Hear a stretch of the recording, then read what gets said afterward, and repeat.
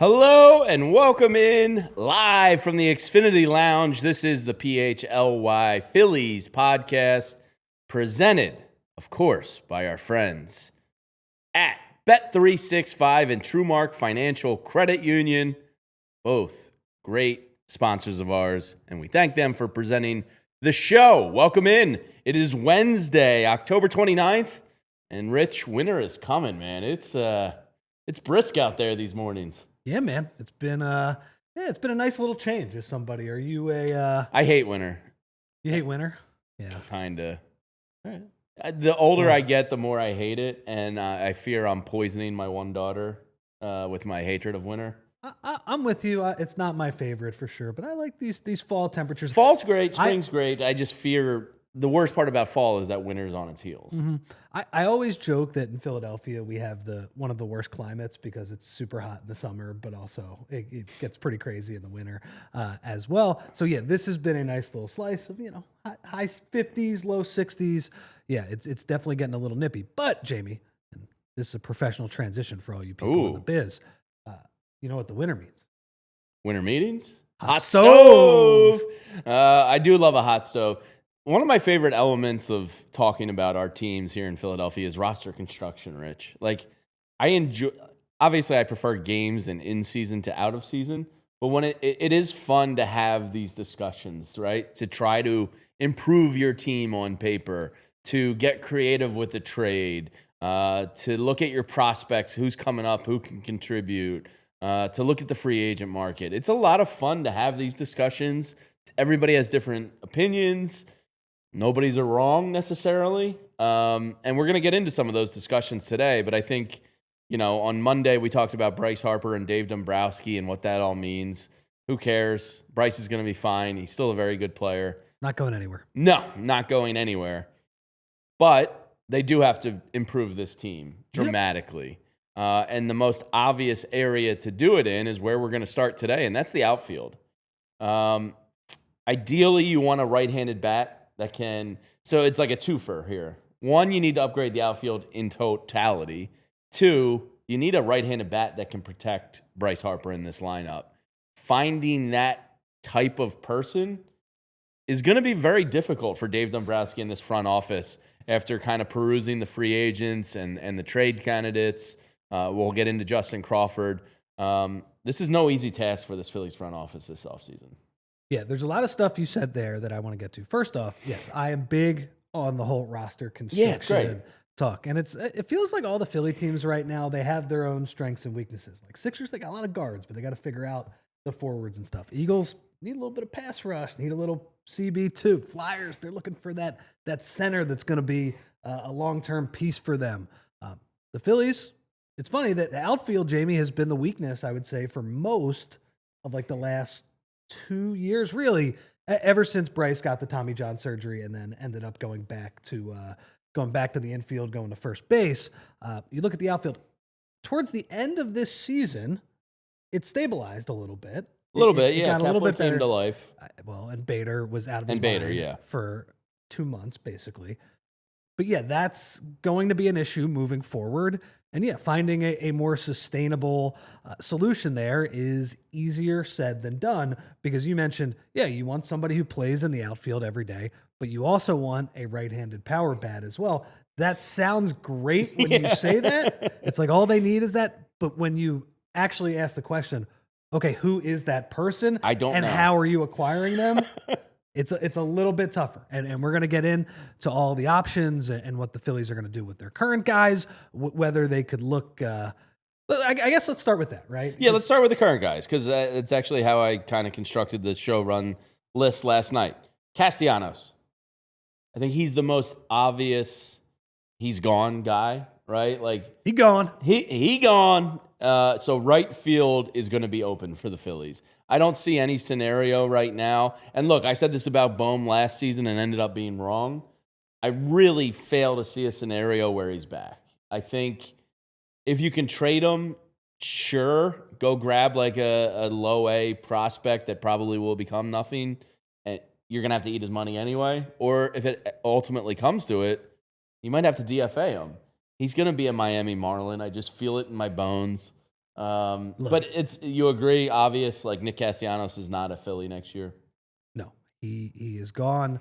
What team is it? It feels like Miami would be the team he would finish his career with. Now, would the Phillies be able to trade him there, or like you said, would they just have to DFA him? TBD. There were some weird Kansas City rumors at the trade deadline where that is weird. Now you never know who that's coming from. Was that Dombrowski saying, "Hey, they mentioned him in the trade call, so they're officially interested in him"? I don't know exactly what that situation is, but yeah, Nick Castellanos is Dombrowski sort of that was the one guy he danced around at the end of season press conference. He just was like, "Yeah, we'll basically see what happens there."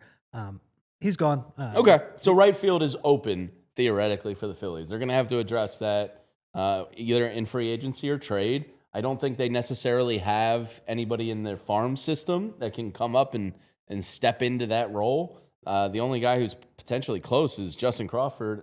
Maybe there's a scenario where you could put him in right field, but why would you? I mean, part of his... Seems like most people believe with Justin Crawford, left field is his best position. And maybe the hope is, because he's such a good athlete, that center field could be a potential landing spot down the line. But as we've seen, center field is a tricky spot to play, and that's going to factor into what I want the Phillies to do this offseason. But yeah, I think you could stick him in right field, and I think he'd probably be pretty good at it. Probably. Let's talk about Justin Crawford. Do you want to see him up opening day next year? Do you want to see him win the job? Do you want to see the Phillies do the time of service BS that major league teams do and wait until, what is it, late April? Late April. Yeah. I hate that. I hate it too. If the kid's good enough for the job, I want to see him on opening day. I want to give him a chance to see major league pitching, to have some, trip ups along the way. I personally kind of want to see him on the opening day club. Where do you stand on Justin Crawford? You have to have him on the opening day club for a couple reasons. One, this could be an entirely new outfield this offseason. So sure. You have a fresh slate. So you have a potential option that doesn't really cost you anything, that you already have in your organization. Jamie, I said this at the trade deadline when it looked like there was going to be an extra spot available. They brought in Bader, but were they going to platoon guys? I thought Justin Crawford, like Max Kepler, had done nothing at that point. He was terrible. I thought that was DFA Max Kepler time and then bring Justin Crawford up to play every day. Phillies kept Kepler, and it wasn't that bad. Kepler played better down the stretch. I will give him credit for that. But at this point, and this is a point I have been making for 3 months now, I don't know if this Justin Crawford divisive profile is going to work in the major leagues. I get why he is divisive. He hits the ball on the ground a ton. Like 63% of the time or something yes, wild. Yes, and I understand. I think he led the International League in hitting. And will that translate to the majors where there's better pitching, better scouting, and better fielding as well? The idea that he would struggle in the major leagues, I understand that. But at this point, he has not changed his approach in the minor leagues. It's the same thing every single time. It's a lot of ground balls. Sure, he popped a couple of homers in the second half of last year, but it's mostly hitting the ball on the ground, mostly using his speed, super high batting average on balls in play. Is that going to work in the major leagues? I don't know. But if he's not going to change his swing and put the ball in the air more in the minor leagues, he has nothing more to do at those levels. What he has done has worked at every single level. And he's of the minor improved at leagues. each level, too. And it's been good at every level, too. So what's interesting about him is I sat down and talked with him and Aiden Miller at Clearwater 2 years ago. And I asked him about this. And I was like, is one of the goals of yours this year to get the ball in the air more, to try and become like a gap hitter? And he was like, no. They're not teaching me that. They're not like drilling that into me. They want me to do what I do and use my speed as totally. So like he's not being instructed. So I don't expect him to change all of a sudden, even coming up with, say, a Kevin Long and working with him. I would imagine they're going to just reiterate what they've taught him through his development with the team. So we're both simpatico there. We want to see Justin Crawford on the opening day team next year. Now, next up. Jamie, he's like his last 3 years. We're talking about 800 plus OPS guy with this. with this formula. So let's say even that drops a little bit and you get, 750 OPS guy, which by the way, that's not a guarantee. He could be a lot worse than that. I'm not saying that he might not be, but you get that with like a good defensive outfielder and a guy that's going to steal a million bases once once he does get on base. So like, I think there is a chance that it doesn't work out, but it might hit. He might just continue to be an outlier who plays this sort of, I don't want to call it, let's call it an old school style of baseball. But it also works in the majors. You got to see if he sinks or swims. You got to give him a couple of months at the beginning of this year, just because there's nothing else for him to prove in the minor leagues. I believe Rob Thompson also said that exactly at his so there's a strong chance we're going to see Crawford next year, I believe. All right, next up, another guy, developmental piece. I'm done with him. Like, does he have a role in the organization? Sure. But to count on him as an 80-game or above player, Johan Rojas. What are your thoughts on Johan Rojas here? I was never really a believer, amazed by the glove. I don't think he's a major league hitter. What are your thoughts on Rojas? Do you want to see him? Do you want to see him packaged? Just general thoughts on Johan. I don't really want to see any more of Johan. Yeah, I know. We're agreeing too much here. I guess it's obvious what the Phillies outfield, some of the problems they're facing. Look, when he first came up, that glove was something special. Unreal. But unfortunately, we're getting to the point, like it's kind of like the conversation we talked about with Bryce Harper the other day, where is Bryce Harper going to be an elite player moving forward? I hope so. I hope he gets back to that. But if he's just very good, that's still a pretty good outcome for year 8 of a 13-year mega deal. You can't have a guy at the end of your order who's just an automatic out. And he's been an automatic out basically his entire career. He wasn't an automatic out right when he came up. He hit pretty well in those first couple months at the end of 2023, but we've seen it for too long since then. Who's the Dodgers center fielder that came in at the end of every game this postseason? Oh, yeah. He doesn't feel like a real guy. He just like appeared out of nowhere, and he's like the defensive replacement, like speedster guy. I'm forgetting his name. Who also has dropped a couple of balls, which reminds me of Rojas a little bit, this great fielder who drops it. Yes. So if he could be that guy. Yes, I was going to say, if Rojas is that guy where he's like your late inning defensive specialist and speed guy, okay. But I don't want to count on him for anything. When you're up 6-3 in the 9th inning of a playoff game, you have to eliminate a gap hit. And you have the extra roster spots that you can use. Sure. Go ahead, bring them up. All right, so we're all we're in too much agreement here. If we're 3 for 3, Max Kepler was a 1-year deal. He is a free agent. I'm out. Where are you on Max Kepler? So I'm out, but I will give Max credit. Nice job rebounding. At the end of the year. I was so fed up with this guy in July. He had the comments clearly when he was frustrated. I believe that was a late June series in Houston where he's like, come on, I thought I was going to play every day. And this has been frustrating. It's like, dude, you're not hitting. So, like, how can they play you every day? You're not hitting righties. Like, they can't justify playing you every single day. It seems like, in retrospect, that was just a bad moment, and we're all human and understandable. Nice rebound from Max in the second half of the year. Had some okay moments in the playoffs. Scored the Phillies' only run in against Glasnow in the postseason game in the game 4 of the NLDS. But ultimately he's got to go. Itching to bring him back. Also, with Max Kepler, too, it's like another lefty. And I understand that this is why I had Max Kepler in mind when we were talking about, hey, like the idea of a righty power bat that also plays the outfield. That would be that'd be pretty sick. I mean, the Phillies, JV, these guys are not stupid here. Like they are scouring the entire league, and the best that they could come up with for that price point last year was Max Kepler, who was a lefty. And now, Cuz will say, you got to nail it. You got to get the Ramon Laureano types. That would have been nice, but it's also, I think we also have to acknowledge that when you're shopping in that aisle, there's probably like one guy who's going to have a weirdly good year. Yeah. It's sort of like how they nailed the Bader trade. Like he clearly was the guy. He outperformed the prospect that they had to give up for him. But it's hard to count on that. Right. Sure. I think the average move in that aisle is not going to give you a righty power. More often than not, it's going to be a failure of a signing. So that walks us right into Harrison Bader, another free agent.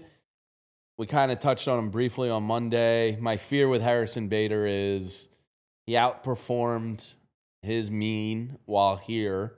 He's now a free agent, probably earned himself some more money while doing so. Is he a guy you sign and bring back? Because look, the clubhouse fed off of him. The comments about this guy were like everything you want to hear from teammates. There was an energy to him. There was like a chaos to him. And he performed. And he played hurt in the playoffs, came up, valiant effort. Everything you wanted to see out of Harrison Bader, you saw. My fear, and it could only be me, is that he reverts back to his mean once you give him his money. I don't know how I feel about bringing him back. There is a part of me that would be okay with it, but the majority of me is like, I feel like he's just going to go back to being the Harrison Bader that's a little bit of a vagabond in the league. So this is where we're going to disagree a little All bit. right. Because I understand what you're saying. If you look at Harrison Bader's career, it's a lot of up and down. Yes. Right? And look, at some point, you see these guys in every single sport, the guys that bounce around. It's like they seem great in theory. Until they find someplace. Until they find a place. So I understand that he has been up and down. I mean, he basically wasn't playing for the Mets in the playoffs last year, and he turned into this basically indispensable piece for the Phillies, like 657 OPS for the Mets 2 years ago. Obviously was much, much better than that last year, particularly for the Phillies. Okay, with all that said, and I know people have said, you got to bring back Schwarber, you got to bring back JT just because of the positional scarcity.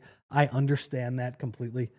I think you got to bring back Harrison Bader, man. I think you have to. Is that because of the position right-handed bat? He's a right-handed bat who plays an amazing center field. And yes, will he have an 824 OPS like he did for the Phillies down the stretch? Probably not. He was also very good for the Twins last year. Like, it was kind of a thing where we did the trade deadline show and we were like, man, the numbers are actually pretty good.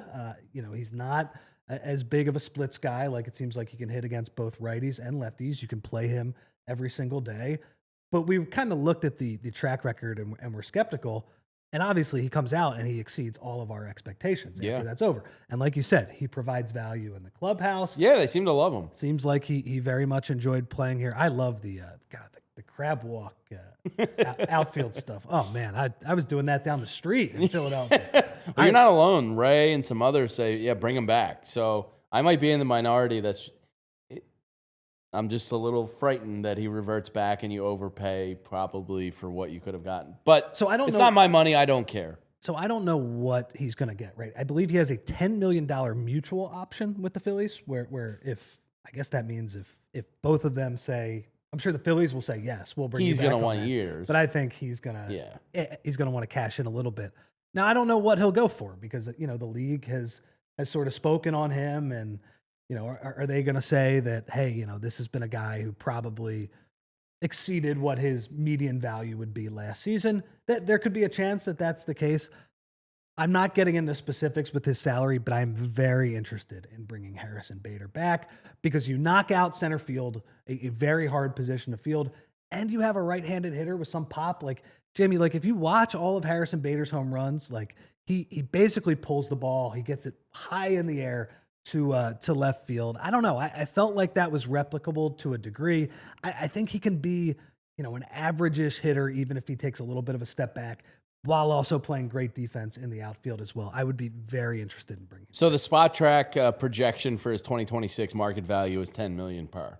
So right around. I'm doing that. For $10 million, yeah, I'm in. Max Kepler got $10 million last year. You spent $10 million on Max Kepler. I feel much better about giving that to Harrison Bader. Can bat him anywhere in the lineup. You can they batted him first for a little while when Trey went out, and it was fine. Okay, last one before we take a pause here. Brandon Marsh. Obviously, he's here. He's good value. He's a decent-ish ball player. Really showed some improvements in the second half last year about his splits and batting against lefties.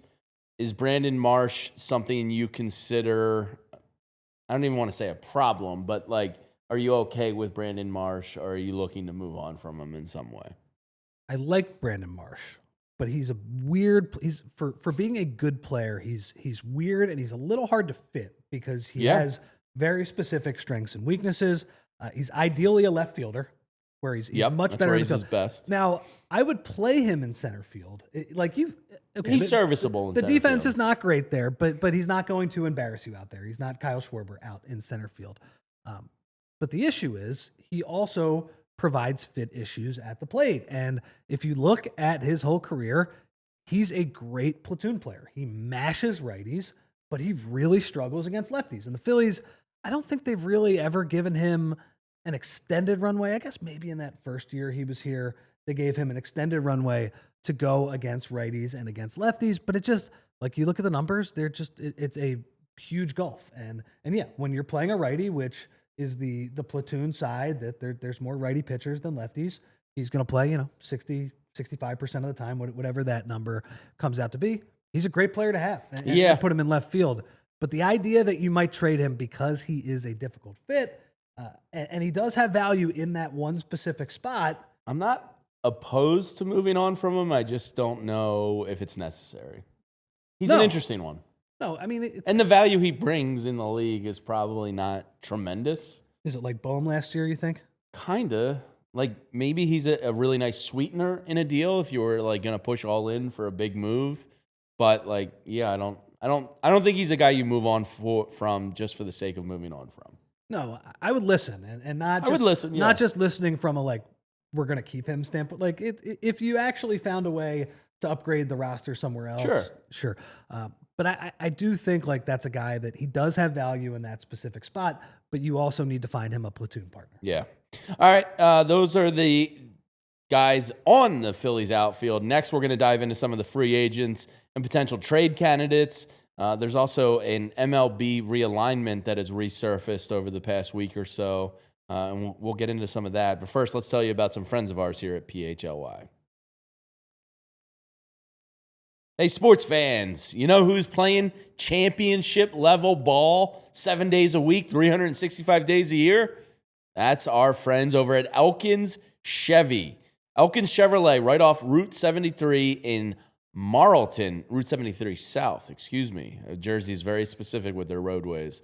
It's a three-man team, Jason, Adam, and Josh. Three brothers in the store daily, calling the plays and delivering wins. No fumbles, no drama, just a hometown squad with a deep bench of Chevys and prices that'll make you cheer. They call it honkin' good service. And trust me, it's a slam dunk. So if you're scouting for a new Chevy or a pre-owned MVP, make your next move Elkins Chevrolet. Real brothers, real deals, and a whole lot of honkin' good service. Shop now at elkinschevrolet.com. Together, let's drive.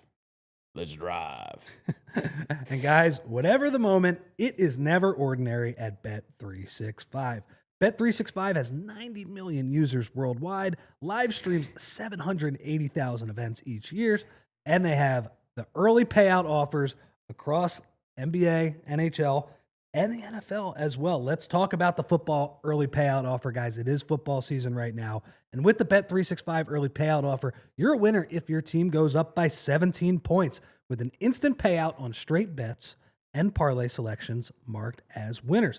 Download the app and use code PHLY365 when you sign up. And guys, there's breaking news from Bet365.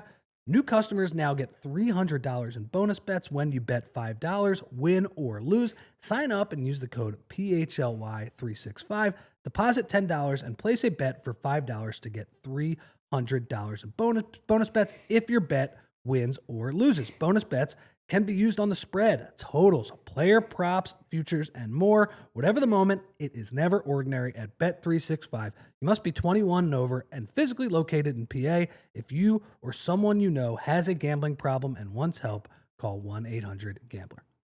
All right, this is the PHLY Phillies Podcast, live from the Xfinity Lounge, presented by Bet365 and TrueMark Financial Credit Union. All right, Rich, so last night, I haven't gotten to this phase of the offseason yet where I start looking at the free agent crop and the trade candidates out there, because we just talked about the current Phillies outfield. We need some upgrades.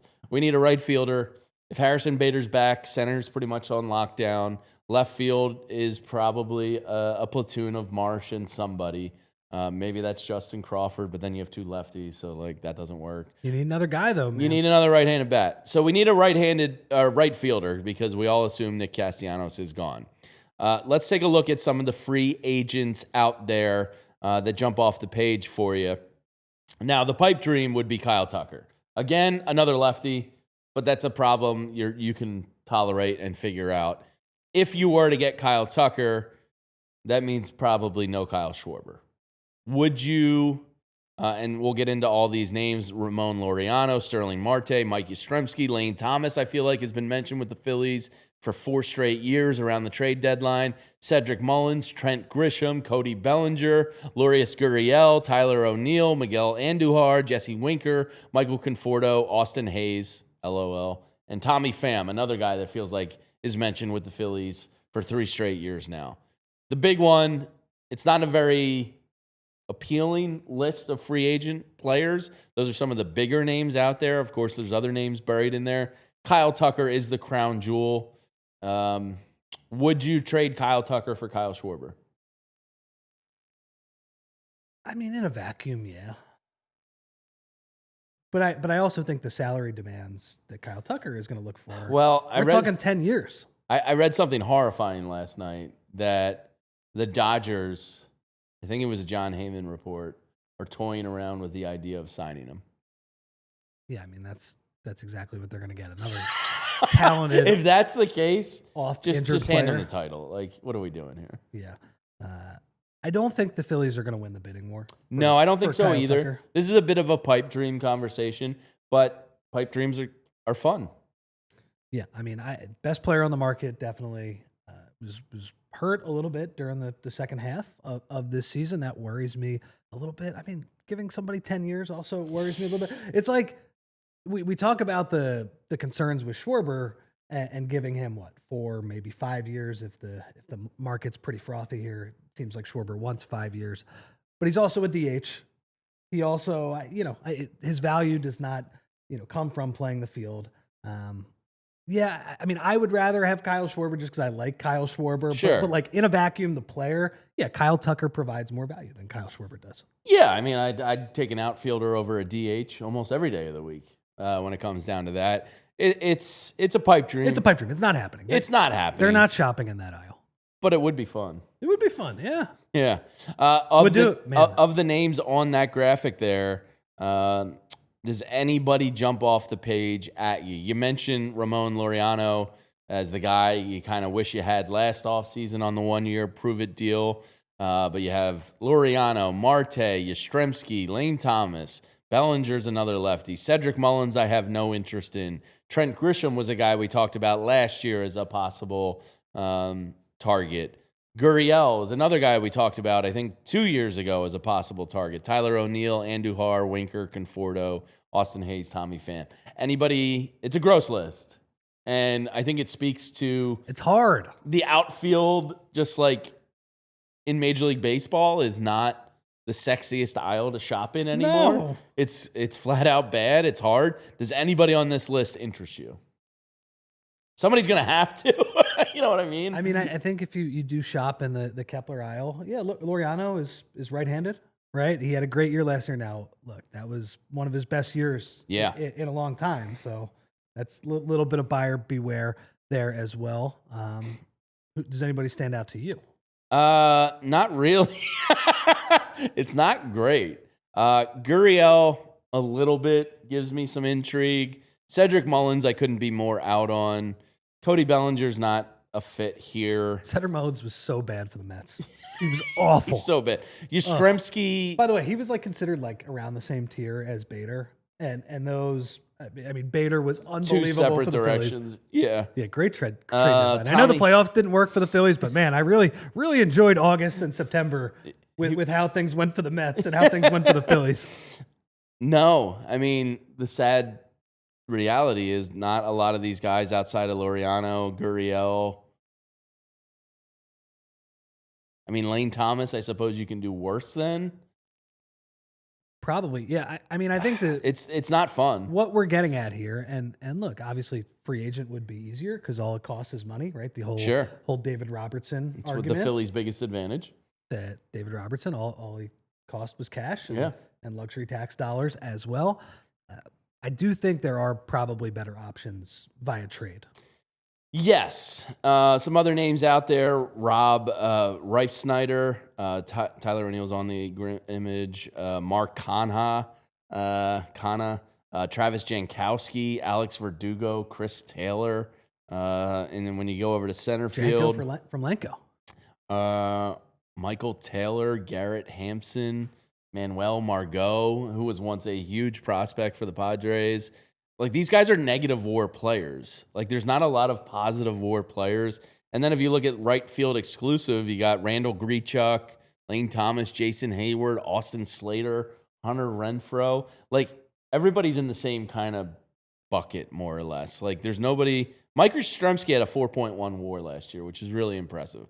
I don't mind him a little bit. I'll take him over Castellanos at this point, but just kind of getting everybody ready for the tough reality here that is, this isn't going to be sexy unless you go to the trade market.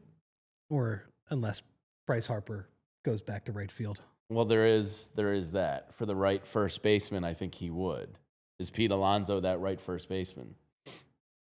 Well, that would be good. We talked about that on the show the other day, but obviously there are more right-handed power bats that play first base. You can get a little bit more creative here. That said, we spent all of Monday talking about, hey man, Bryce Harper, like his body, how is it going to hold up over time? And we talked about it mostly when it came to his swing and how violent it is, but I think it's probably easier on the body to play first base than it is right field. Yeah, I would think so.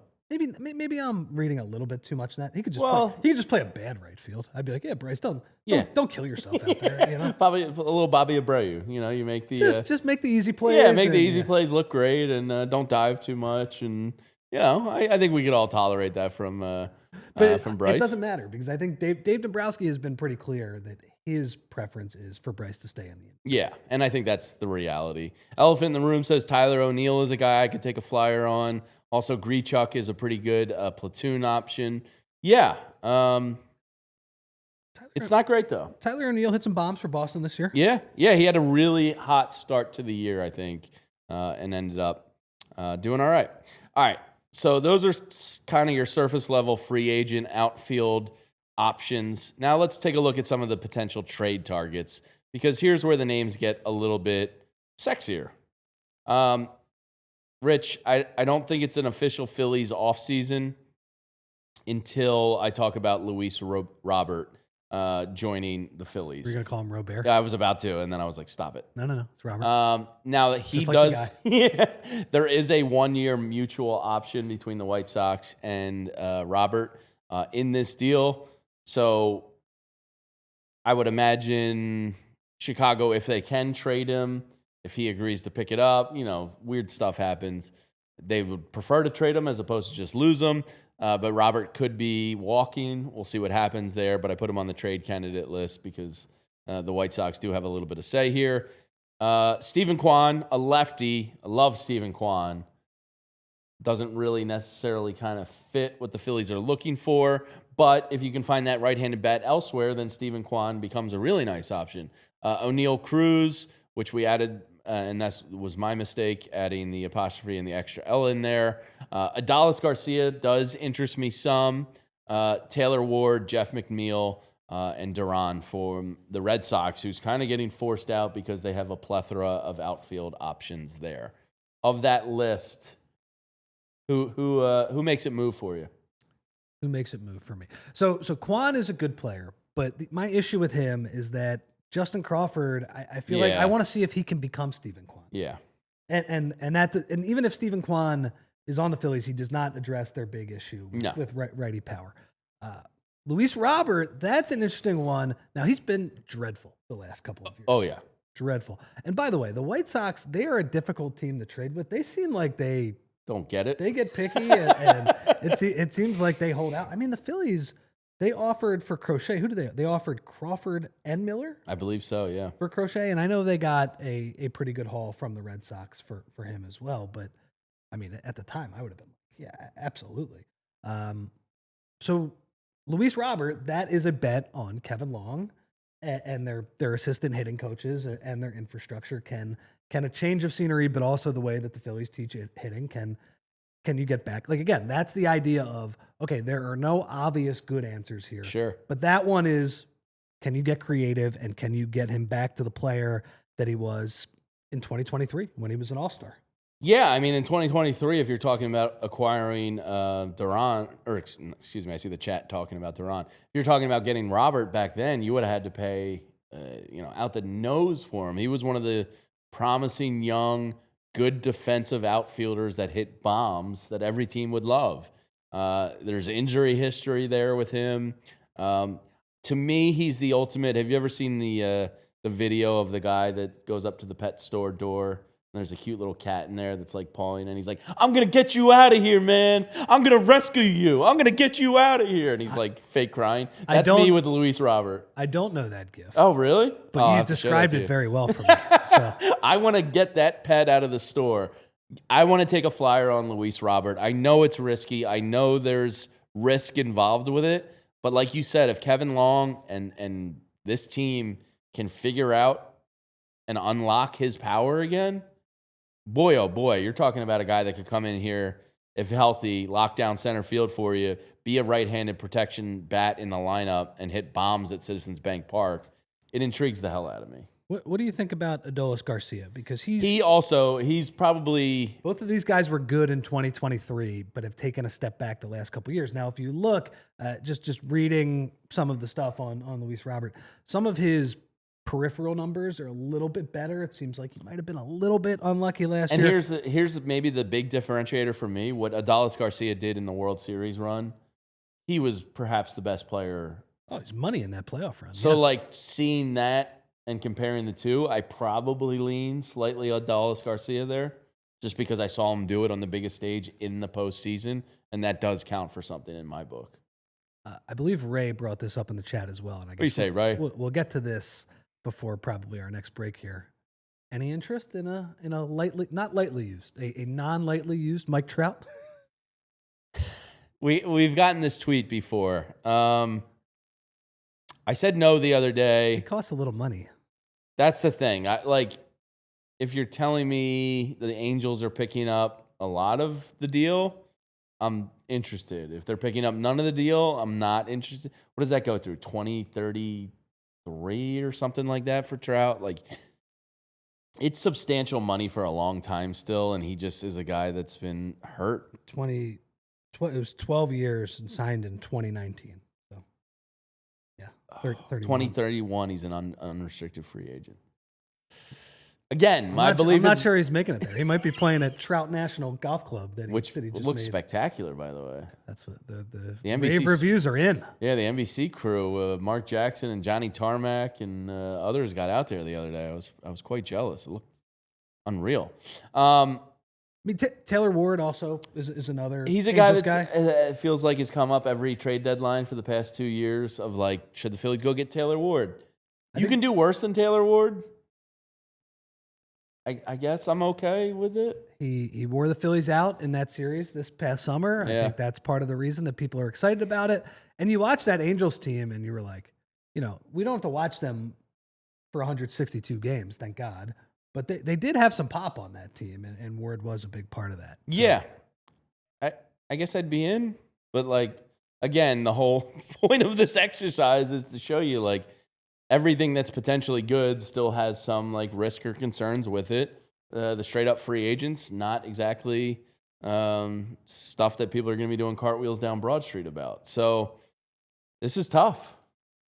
So that is why, after we went through all of those names, I think Crawford has to play one of your spots because, number one, you have to see it, but he also costs nothing. Sure.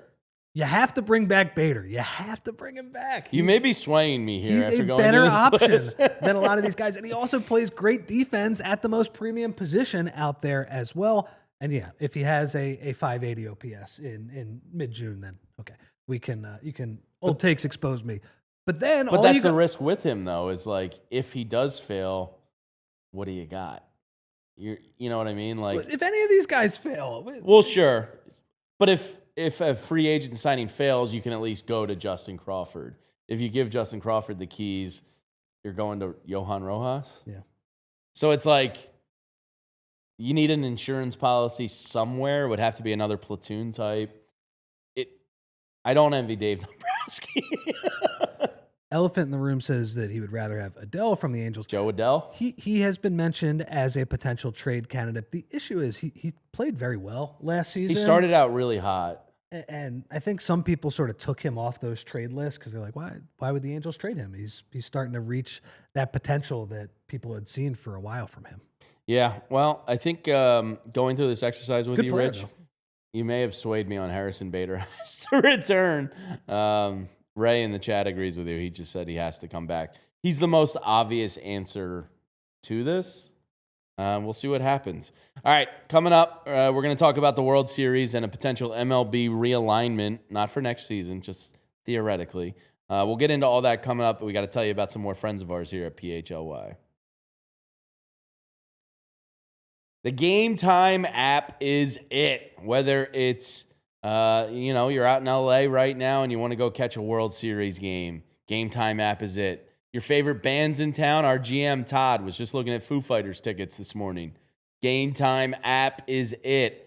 You want to go catch the Red Hot Sixers, 4-0. They're pretty good. The Flyers, Bobby Brink is lighting the lamp these days. Lots of great stuff going on, and Game Time gives the advantage back to fans. It's the home for unlocking amazing tickets and experiences in just a few taps. And one of my favorite aspects of Game Time, your fees are always included. So you're not going to get snuck up on at checkout with some fees you didn't account for. Boom, what you see is the price you're going to pay. And with the Game Time guarantee, they'll give you back 110% of the difference if you find it better elsewhere. Easy to find and buy MLB tickets, priority, zone deals. You get seat view, low price guarantee, Game Time ticket coverage. What else do you need to hear? Take the guesswork out of buying MLB tickets with Game Time. Download the Game Time app, create an account, and use code PHLY for $20 off your first purchase. Terms apply. Just create an account and redeem code PHLY for $20 off. Tap, ticket, go. Download the Game Time app today. And guys, fall's here, crisp air, football, maybe even a bonfire or two. But if you're like most guys, you're still putting in hard work, and that means sweat. Don't let body odor sideline you. You know that feeling. It's game day, and you've been working hard all week, and your lucky jersey, it might be smelling a little too lucky. But now there is a real game changer, and that is Mando Deodorant Plus Sweat Control. This isn't just another cover-up. Mando is one stick with two jobs: powerful odor and sweat control. It actually stops odor before it starts. No more masking, just freshness with clinical strength sweat control and deodorant re-engineered to stop odor before it even starts. Mando Starter Pack is perfect for new customers. It comes with a solid stick deodorant, cream tube deodorant, 2 free products of your choice like mini body wash and deodorant wipes, and free shipping. And as a special offer for our listeners, new customers get 20% off site-wide with our exclusive code. Use code PHLY at shopmando.com for 20% off site-wide and free shipping. That's shopmando.com. Please support our show and tell them that we sent you. Mando's got you covered with deodorant plus sweat control. Say goodbye to sweat stains and hello to long-lasting freshness. All right, this is the PHLY Phillies Podcast, live from the Xfinity Lounge, presented by Bet365 and TrueMark Financial. That was a thoroughly depressing exercise. Just bring back Bader, man. I'm telling you, we won't be depressed. Justin Crawford, it's going to work. I'm going to be positive. Justin Crawford, it's going to work to a degree in the majors, and Bader is going to be fine. He's not going to be the guy from August and September, but he's going to roughly be the guy that was in Minnesota. I'm telling you, he figured something out. The Phillies are comfortable with him. Bring Bader back, and then figure out a platoon bat with Marsh. Yeah. I think that's what it's going to be. It's going to be Crawford. I hope it's Bader. And then all you need is a platoon bat. You know, the $8 to $10 million guy. Figure out a guy that can survive against lefty pitching and just play him with Marsh. That's all. You could do worse than that. That's all. I'm kind of in. I didn't think I was going to, because I haven't done this exercise yet. I wanted to save it for the air. Harrison Bader has me more intrigued than I thought he would. People don't like running it back, but when you look at the other options, running it back with Justin Crawford is, I don't know. I think it's better. I think the chance for the Phillies to shake things up, the easiest way to do it is to rely on the young guys to step into roles. Yeah. And Friday, we'll talk about more with the infield and kind of DH aspect and Schwarber and all that. Alec Boehm's an interesting piece. Not that you're going to get much in return for him, but do you move on for the sake of moving on at this point? Well, you have a potential replacement waiting in the wings now. Aiden Miller, we're getting too ahead of ourselves, but I think on Friday's show, the second half of his season, we're gonna bring that up. Yeah, he found some pop, and we'll get into that on Friday as Rich and I are filling in for Tyler this week, who's enjoying Disney World with his son, which is in my probably future in the next year or two. Yeah, it should be good. All right, now we'll get into the World Series, but we have to talk about this potential MLB realignment. This kind of came up, I think, during the offseason last year, during those January, February slow dog days of MLB conversations. And it resurfaced again this week. And that is the potential MLB realignment to make it more, to your area. So as you see here, Ethan made the realignment proposal. So the AL Northeast, which is where the Phillies would find themselves in, the absolute murderer's row of Yankees, Mets, Red Sox, and Phillies in a division. Then you have the Orioles, Nationals, Pirates, and Guardians in the Mid-Atlantic, just a dog slop division. Then you get the Great Lakes division, which is the Twins, Brewers, Tigers, and Blue Jays. It's a pretty solid division. AL Southeast, Braves, Marlins, Rays, and Charlotte, which is an expansion team in the proposal. Then you have your NL Midwest, Cubs, White Sox, Cardinals, Reds. NL Central, Rockies, Royals, Rangers, Astros. NL Southwest, Dodgers, Padres, Angels, Diamondbacks. And then the NL Northwest, Mariners, Athletics, Giants, and Portland, which is an expansion team. The one issue I see with this is Nashville is most likely going to be the expansion team in Major League Baseball. I think they did Portland to make it fit with the proposed territorial realignment. What is your first thought when you see this proposal floating around online? So I would love it from an entertainment standpoint. I already hate the Yankees and the Red Sox. I think you're probably that's with built me on in. that. Yeah. So why don't you let us really hate them and have the Phillies play in a division with them? I mean, that would be big box office baseball. I mean, it would be a lot of fun. There would be it'd just be chaos. I mean, it would be toxic, that division, those fan bases going against each other. That said, there would have to be a salary cap or something involved. This is complicated. Or you'd have to tweak the playoff rules, because you can't have that division. I know the Red Sox have been cheap over the past 5 years or so, but they look like they're looking to spend a little bit again. Crochet was a beast for them this year. So that's going to be 4 of the top 7 or 8 spending teams? Yeah. You throw in the Dodgers, the Rangers, the Cubs, and who else am I missing? Yeah, it's pretty much 4 of the top 8 payrolls. Padres have spent Giants recently. Giants and Padres. Giants have spent. And you can't have just one play like the NFL where the division winner just makes the playoffs, because you would the Mid-Atlantic division, the one with the Nats. That's the Orioles, Nationals, Pirates, and Guardians. I mean, come on. I mean, the fact that the winner of that division, that would be Cleveland pretty much every year, and then Baltimore occasionally sneaking one. So that would be gross. I would love the idea of the Phillies playing the Yankees and the Red Sox more, but the competitive balance issues that arise from this would be, they'd have to sort that out. Now, I will say, Rob Manfred, he does not care about your purest element of this. No, not at all. And I will say, it's funny, Tyler and I have gotten into some arguments, not good-natured arguments, off screen. I am not as against Rob Manfred as the average baseball fan. So I will say one thing. He clearly does not love baseball. I think that is definitely true. But the pitch clock was one of the best inventions. Yeah, I'm pro pitch clock. Yeah, everybody's pro pitch clock now. It's awesome. It's made the game a much better product. It's turned the game into a 2-hour, 10-minute sport pretty much every night. And the players got used to it, right? There was a ton of complaining. There was guys like Aaron Nola who just they acclimated very slowly to it. They figured it out. Maybe Aaron Nola didn't figure it out. Yeah. But let's hope. But he does not care. So if he thinks this will, I mean, a ghost runner alone tells you he does not care. He does not care. That is antithetical to the game of baseball. And he was just like, tough, deal with it. We're going to speed this game up, whether you like it or not. Part of me respects it.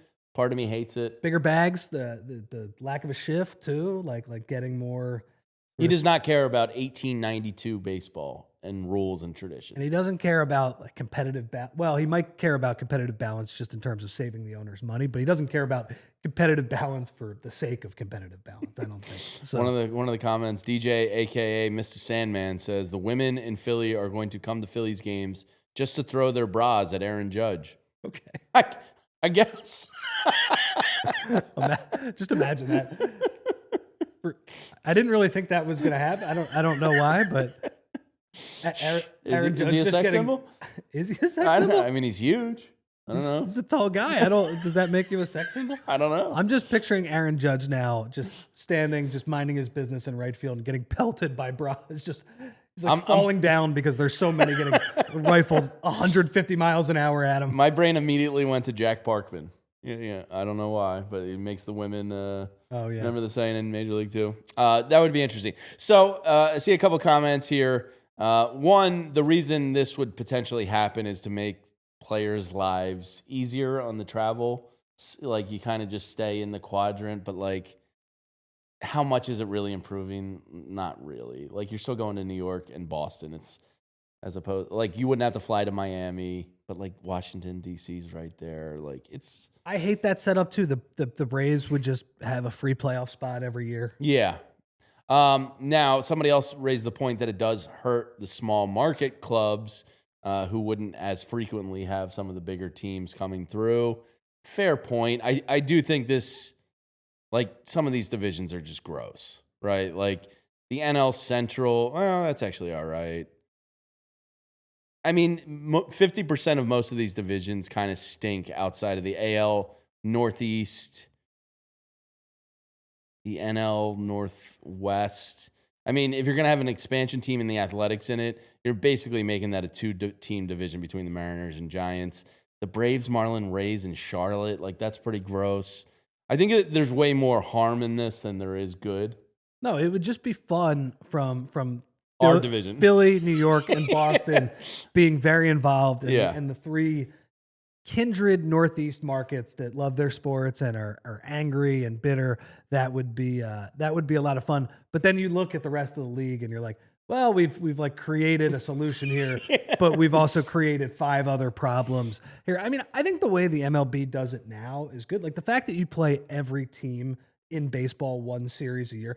So the fact that the Yankees are coming to CBP once every 2 years, same with the Red Sox, I think that's a pretty good solution that they have going right now. And I think it's mostly fair in terms of, you all play the same teams, roughly the same length. Like your division, they cut down on the division games, which is a little bit of a bummer because you have a situation where the Mets come in April and you're like, oh yeah, we don't see them again until September. That's like a little bit of a bummer, but in fairness, you do play all the teams from the American League. So yeah. I kind of like the way it is now.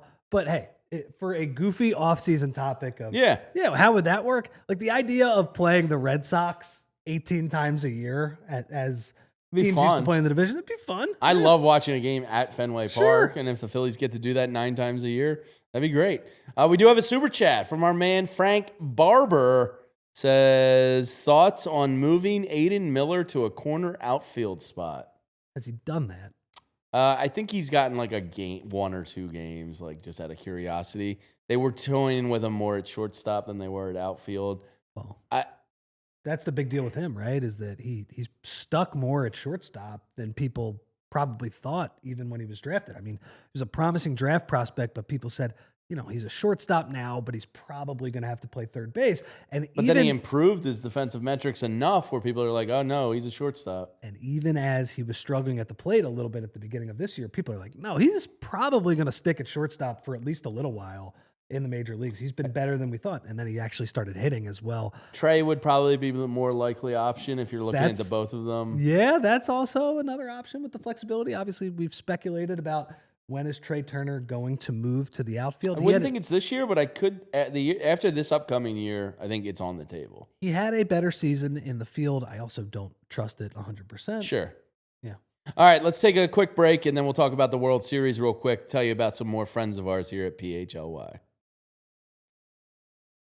Think about the traditional trading card cycle. You buy a box, you rip the packs, you pull a couple valuable cards, and then you send them off for grading. Weeks later, you finally get them back, and then you can sell them online or in a shop, buy another box, and start the process all over again. Arena Club has flipped that entire cycle on its head. What used to take weeks now happens in minutes, all on their digital platform. They've taken the long grind out of the physical card trading and turned it into an instant digital gratification. You can get authentic graded cards instantly on Arena Club. You decide, hold, sell, or have it shipped to you directly. You can also take an instant cash offer based on market value. One click, cash in, no guesswork. Arena Club is the most trusted name in the game. They offer full transparency, showing you every card in the pack with the likelihood of pulling each one so you know exactly what is available before you buy.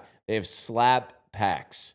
They will make you an instant offer for your card based on its market value. That's right, no guessing, no waiting. You'll get an instant offer for the card that you pulled. Specialty drops are normally 24 hours only, so be sure to follow them so you're in the loop. Some special drops in the past have included Charizard-only slab packs, Pikachu-only slab packs, high-end slab packs. My kids love Pokemon, so they're going to love this site.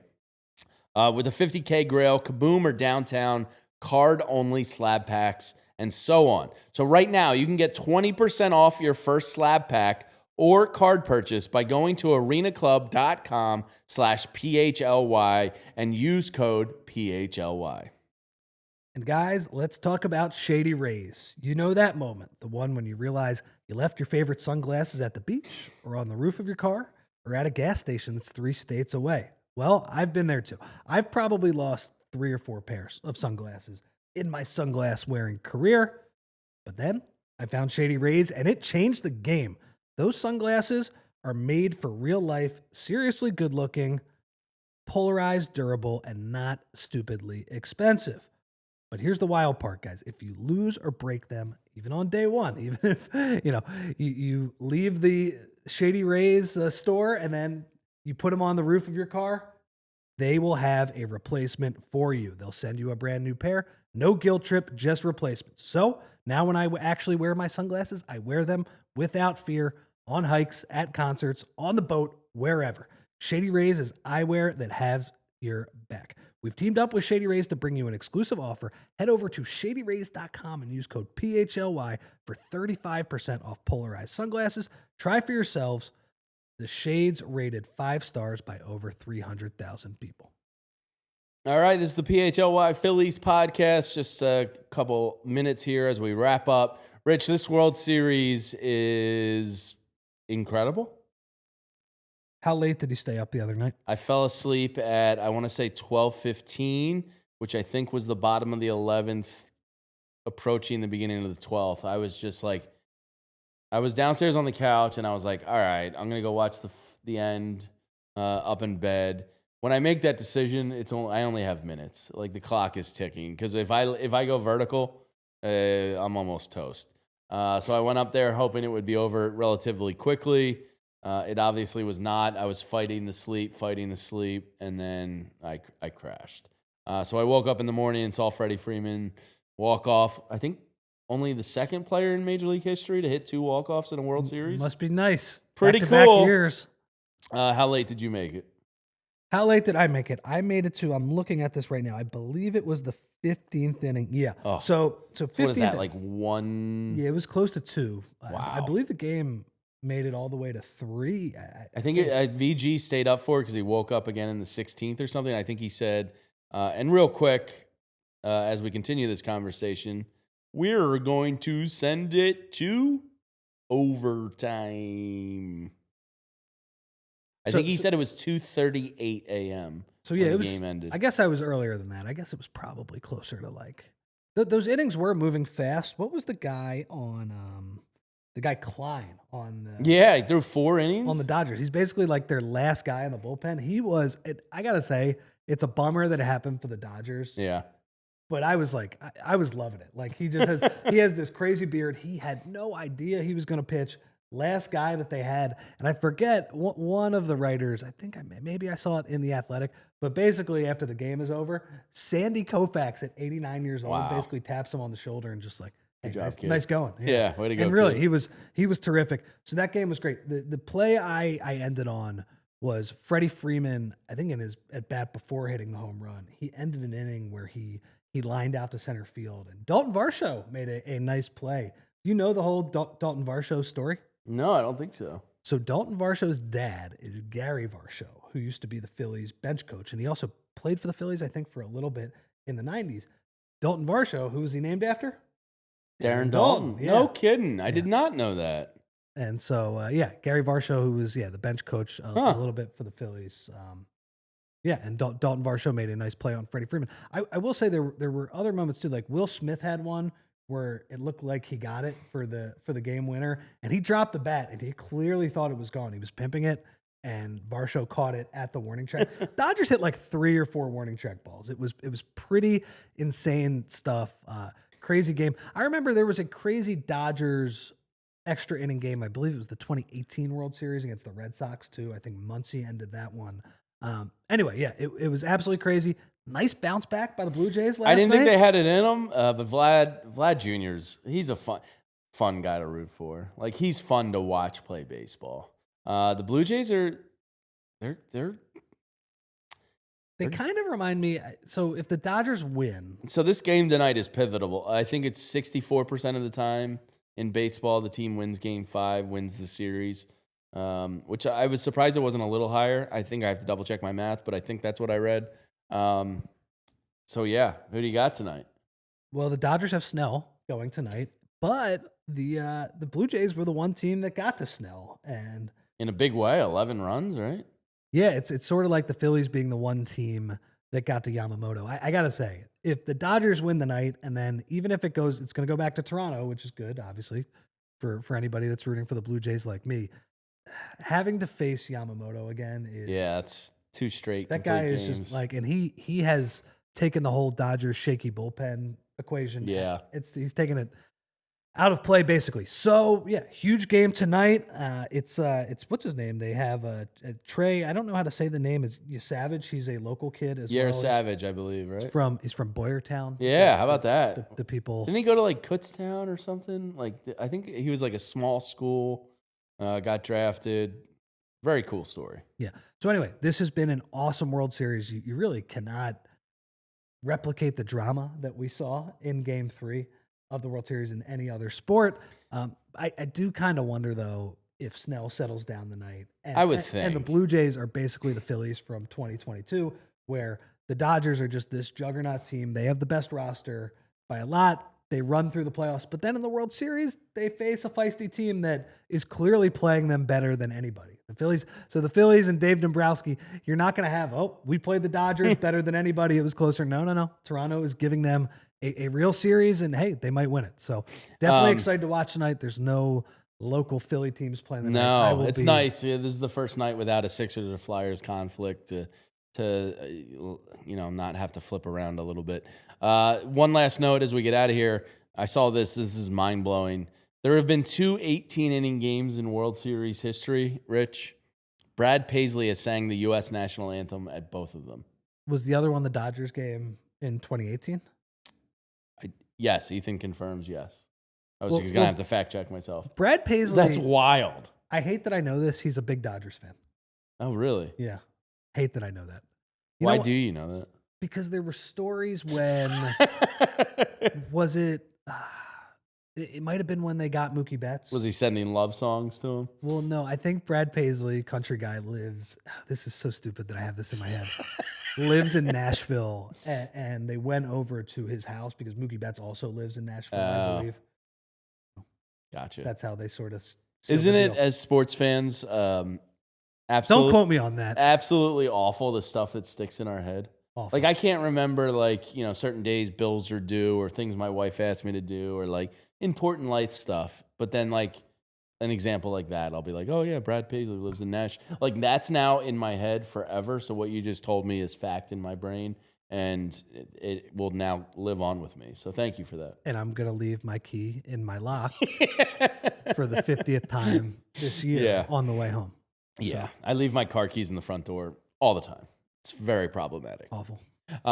Yes, thank you to Ethan behind the scenes for producing today's show. Thanks to Rich Hofmann for hanging out with me. We'll be back on Friday, same time, same place, 12 noon, to talk about the World Series, and we're going to examine the infield options to upgrade this Phillies team next year. Thanks for hanging out with us, Ray and Broad Street Bullies and Molly and Barkley and Keith and everybody else in here.